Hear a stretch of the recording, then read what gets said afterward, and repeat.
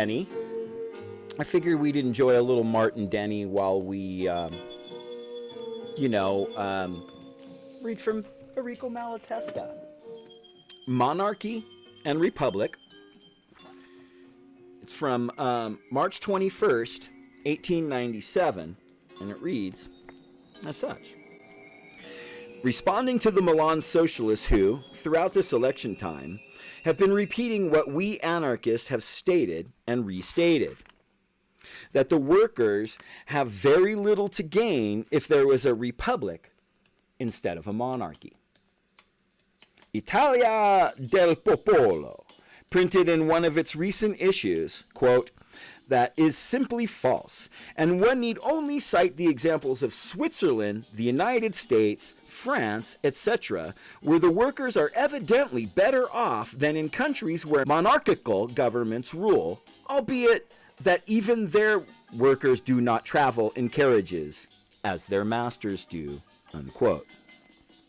Let's examine that by looking at the earnings made in the United States in the Pittsburgh area by a miner who is even among the best paid workers.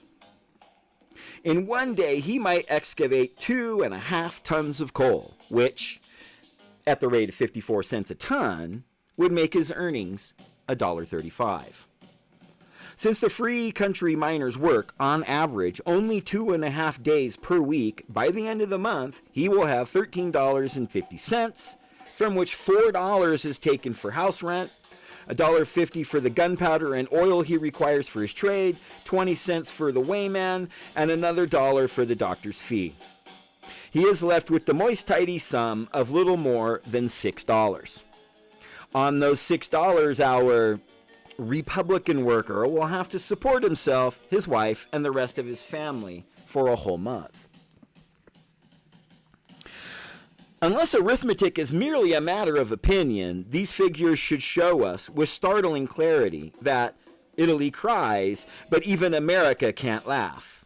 The Republic and the monarchy are equal in worth. And here, indeed, is a report to Avanti from New York. Quote, unemployment is widespread and grinding. Dismal poverty looms large. There are huddles of emaciated men loitering on every street corner, their staring eyes fixed on a point far removed from the relentlessly falling snowflakes. The stinging lash of the sleet leaves them unmoved, pensive, and staring. Are they perhaps scanning the horizon for someone coming to recruit their labor or somebody coming to rescue them by some miracle from capitalistic slavery?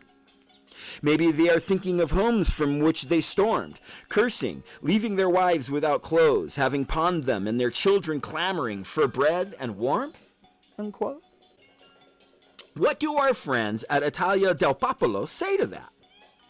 What do good Republican workers say to it? It is true, they will answer, that the republics in existence today are republics in name only. In terms of substance, there is little or nothing to set them apart from the monarchies but the republic of our dreams. The republic dreamed of by the great one who lies in Stagliano is very different. It is. We too know what it is and what it is going to be. A single, central political organization, freedom and communal home rule, administrators chosen by the people, and accountable and mere executors of the law, subject to recall, and always best in terms of wisdom and virtue. Now, given, rather than granted, that this may be the best of all possible political ideals, do our Republicans believe that the administrators of their future republic are going to do better than their present counterparts in terms of wisdom and virtue? Do they seriously believe that those administrators are truly going to be executors of the law? The prerogative of making laws and enforcing them will still be vested in the direst sort in the implacable foes of the people, until such time as their economic privilege shall be stripped from them, until such time as private property shall be replaced by common property. This is the very simple truth of which Republicans should be persuaded. If truly the emancipation of the proletarian were the soul, the supreme inspiration behind their every effort. Unfortunately, for who knows how long, they are going to carry on preaching that property is sacred, that slowly, by dint of smooth daily progress, labor, abetted, and protected in its free artisans and workers and farmers associations, must join forces with capital. Take heart, capitalists. Even under the Republic, you will be traveling by carriage. And the workers will still be traveling on foot, on shoeless feet.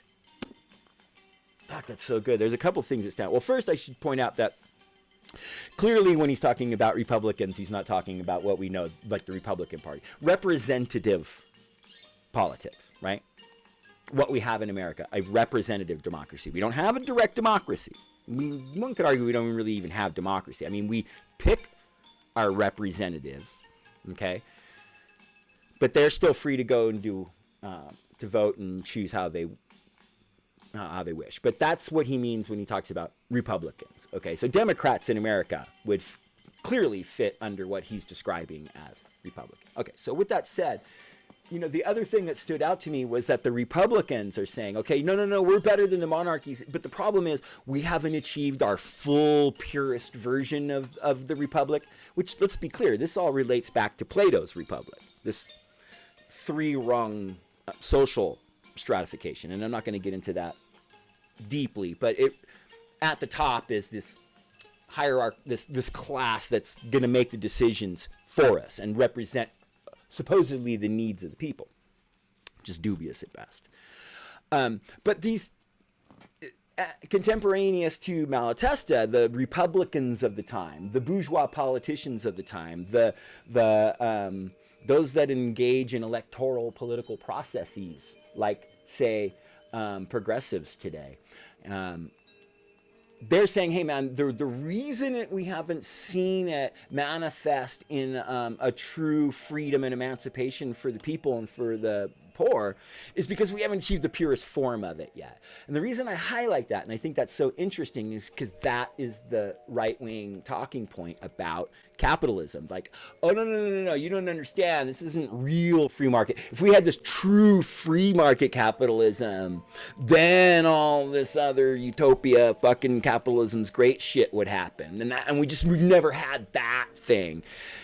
And you could say, you know, then they might argue back at us, well, isn't that what you socialists argue, is that you've never actually had been the truest form of our socialist project hasn't been manifested yet, right? But that's because, so the reason that those two arguments are not the same is, one, the argument that they haven't achieved the truest, purest form of capitalism is bullshit. Capitalism isn't its true. It's doing what it does. It's doing what it does. It's got a lot of mechanisms and a lot of talking points and a lot of propaganda out there to make people feel like it's not totally oppressing the masses of the world, but it is. And then the other side of it is the notion that the socialists haven't achieved any type of full fruition of our project. And the reason that that's not a fair statement is because socialism will only be brought to full fruition once capitalism is ended. And the capitalist ruling class bosses, I say this all the time, focus all their wealth and power on making sure that our socialist efforts are squashed and stomped in their just smallest, tiniest fucking genesis form, right? Like, that's why they constantly fearmonger their constituency on the right about Marxism and the Marxists that are outside agitating Marxists and the communists that are going to destroy everything and bring chaos, and they just want to destroy America and all this shit. They have to constantly fearmonger that because they have to make sure that it never ever even comes close to getting a foothold, because what it will ultimately do is we don't want to, like, you know, end the lives of the ruling class. We just don't want them to be the ruling class anymore. We don't want them to laud disproportionate power over. We don't want them to have any power over anyone. But we don't want this stratified, disproportionate social structure, right? that facilitates the very comfortable lifestyle of maybe 3 million people out of 7.5 billion. You know? Anyway, Errico Malatesta, fam.